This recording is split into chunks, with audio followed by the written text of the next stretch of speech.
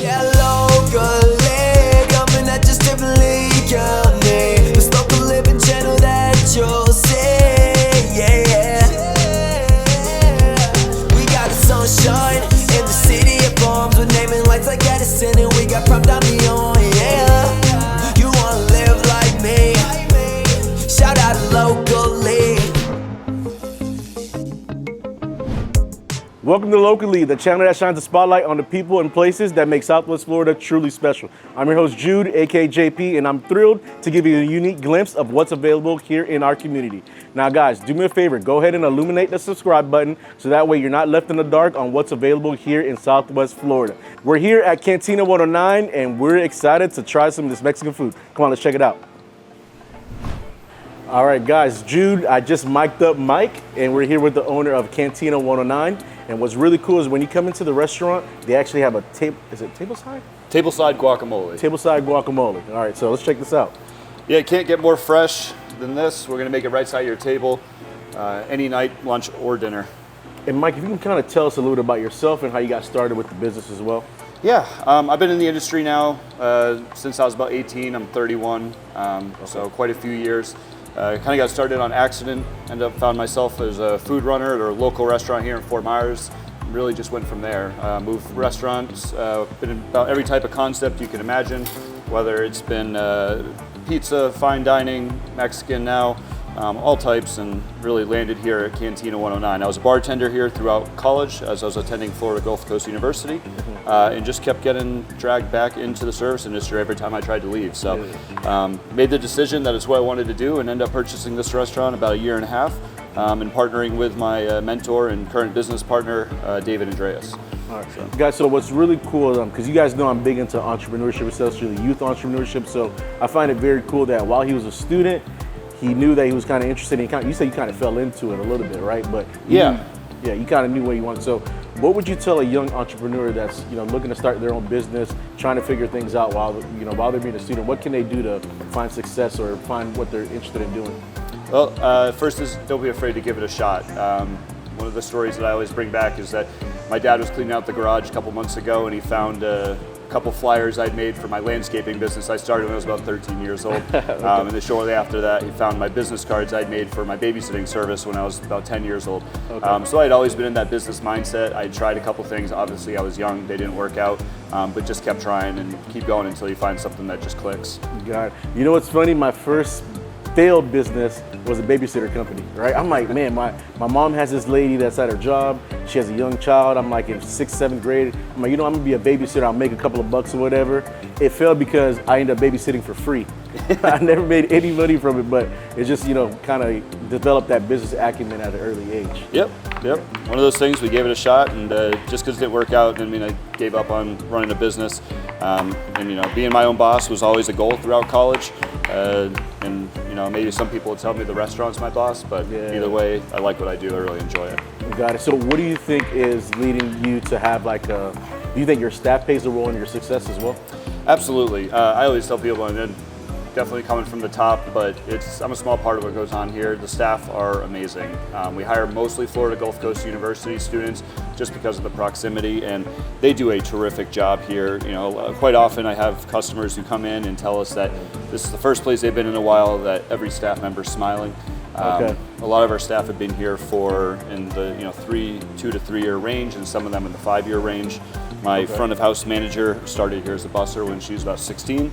My bar manager started here as a busser as a freshman in college, and now they're both running their own departments in the restaurant. Guys, it doesn't get more fresh than this. Like, you can smell the cilantro. Is there jalapenos too? Is that what it smells like? Yeah, jalapenos, onions, cilantro, tomatoes, 2 avocados, and then a good squeeze of lime juice in here as well. So I love it. It's a great snack. It's healthy, and it tastes great. Usually those don't come hand in hand, but in this case it does. So, yeah, if you're trying to get your greens in, this is definitely a good direction to go. I mean, like I said, it's as fresh as can be. All of our ingredients are all brought in fresh almost daily. We have produce providers that bring in fresh avocados. So what exactly is this thing called? So this is called a molcajete. This is what traditionally guacamole would be made in. It's a plastic one that we use here. We actually serve some of our dishes in these molcajetes as well. Okay. Almost done here. Just gonna wrap it up. Right now the guacamole itself is done, but what you eat with your eyes, so the presentation is very important. So we're gonna clean this up a little bit and time for you to dive in. Awesome.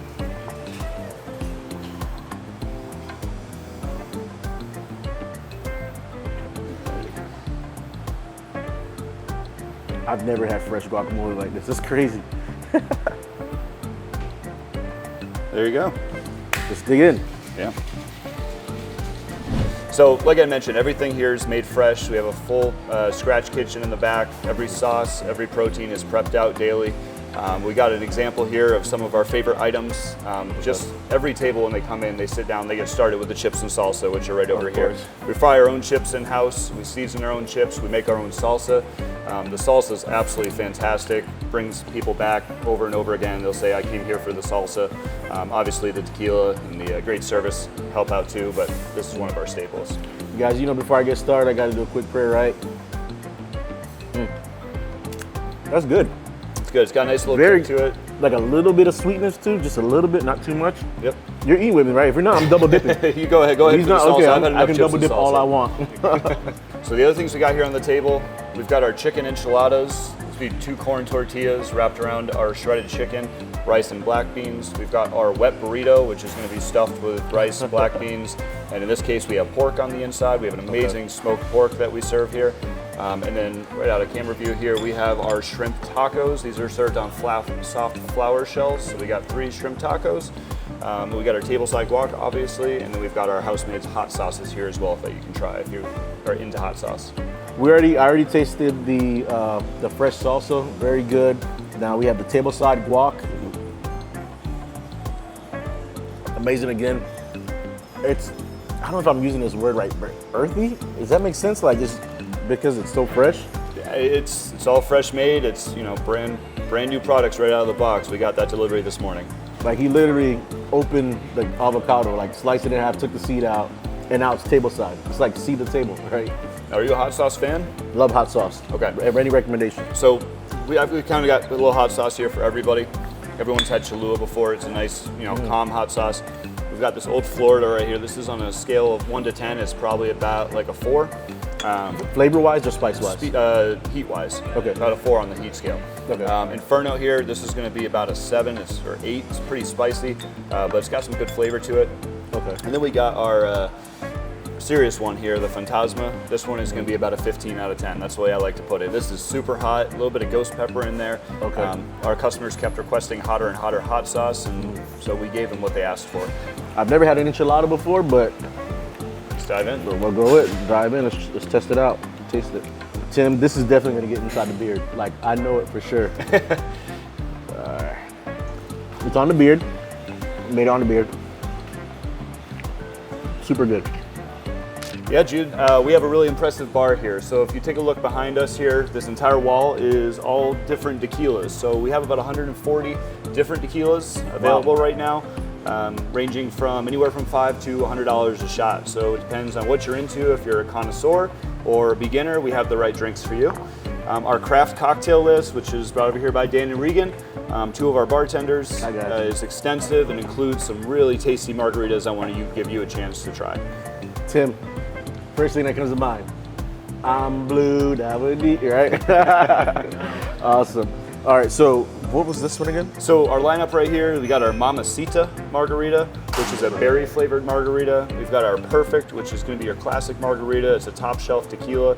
And we got our Coco Rita. So if you're a fan of coconut, you're going to absolutely love that last one. It's really like a dessert in a bottle or dessert in a glass. So we'll start with this one first. Sounds good. All right. So I do have a question before we go too far, right? So you said, what's the difference between like $100 shot versus like the $5 shot? Yeah, so tequila comes in 3 different categories primarily. It's going to be a Blanco, a Reposado, or an Añejo tequila. So a Blanco is an unaged tequila. It goes from the barrel to the bottle. That process is at the most going to take 2 months. That's going to be your lower end tequila, something that maybe would be something you put in a margarita or maybe take shots with, chase with salt and lime. It's really not there for the taste, it's there for the effect. A Reposado tequila is going to be 2 months to a year, so that's an aged tequila. It's going to be either in a American or French oak barrel, all sorts of different ways of aging it. That's the primary way to do it. And then an añejo is going to be anywhere from a year to 3 years. So that tequila will age up to that 3-year mark. At the 3-year mark, it's going to turn into an extra añejo, which is going to go up to that 5-year mark. Anything past 5 years, there can be special categories for that type of tequila. So all the tequilas we have up here, almost all of them, we have the Blanco, Reposado, and Añejo version of each one. The Añejos are usually going to cost that upwards of $100, maybe $70, $50 for a shot. It just depends on the brand, where it was aged, the process it went through. Quite a few factors can play a role in what makes the price of the tequila the price that it is. A lot of celebrity tequilas on the wall. We've got George Clooney. We've got Which one's Michael that one? Jordan. George Clooney is Casamigos. It's right there. Oh, Casamigos. Okay. Yep. Yeah. The tall gold bottle there in the middle, that's going to be Michael Jordan's tequila. So is it the gold bottle and all of them the And sink? the other ones, Sink, yep, right? Cincoro, yep. Okay. And then we've got Kendall Jenner's tequila, 818, which is right over there. We've got The Rock with Terramana. We've got Kevin Hart's tequila, which is right there, Gran Coromino. So here's to the coconut one. I forgot the name, but Coco Rita. definitely a dessert. Super good. I love it. Amazing. I love pineapple too. Woo! Call me an Uber. So that's our perfect margarita. It's made with Dobel Diamante, all fresh ingredients. One thing that will separate us from some of the other bars that serve margaritas is all of our drinks are craft made, meaning that the ingredients are measured out in an ounce or half ounce, ounce and a half measurements. Even a half ounce variation from that ingredient will cause the margarita to taste entirely different. I take a lot of pride in making sure we turn out amazing drinks. I brought my entire bartending staff to Miami last year to meet with the mixologists and have them trained on proper techniques for making craft cocktails. And just last week, the mixologist came to our bar, visited us here in Fort Myers, and retrained them to make sure they were up to speed on all the local trends and everything going on with craft mixology. I do want to try one more though. This is not part of the take flight, but I already feel like I'm taking flight here in a second. Let's see. This one was the berry. It's the Mamacita. Mamacita. Berry flavored margarita. Yeah, this is it. Come by Cantina 109. You're gonna really enjoy it. The drinks are good. Service is excellent. The food is even better.